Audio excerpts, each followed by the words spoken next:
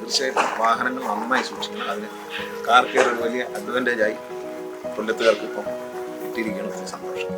ഞാനത് ഉദ്ഘാടനം ചെയ്തതിന് ശേഷം എൻ്റെ ഒരു ആഗ്രഹം എങ്ങനെ ഉണ്ടെന്ന് അറിയാനുള്ള ഒരു ഇതുകൊണ്ടാണ് അവർ കൊണ്ടത് ചെയ്യിച്ചത്. തീർച്ചയായിട്ടും ഞാൻ 2 ലൈൻ വേണമെന്ന് രസത്തിന് പറഞ്ഞു, അതും അവർ ഇട്ട് തന്നു.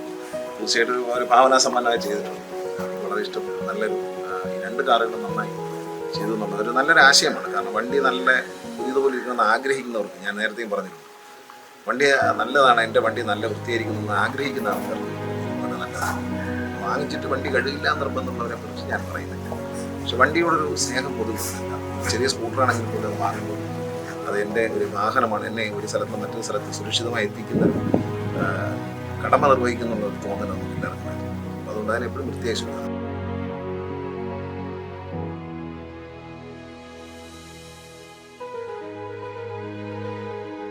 ഞാൻ വാഹനത്തെ സ്നേഹിക്കുന്ന ഒരാളാണ്. എല്ലാ വാഹനവും കഴുകി വൃത്തിയാക്കി സൂക്ഷിക്കണം. പൊടി അഴുകൊന്നിരിക്കാൻ പാടില്ല.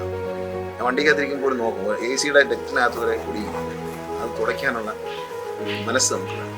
നമുക്ക് പറ്റാത്തതുകൊണ്ട്, നമുക്ക് ആരോഗ്യമില്ലാത്തതുകൊണ്ടല്ലോ, നമ്മളതിന് സമയം കണ്ടെത്തി ആഴ്ചയിൽ ഒരു ദിവസം സ്വന്തമായി വണ്ടി ഓടിക്കുന്നവരും ഈ AC-യുടെ വെന്റൊക്കെ തുടച്ചു. ഒരുപാട് പൊടിയുള്ള നാട്ടിലൂടെ നമ്മൾ പോകും.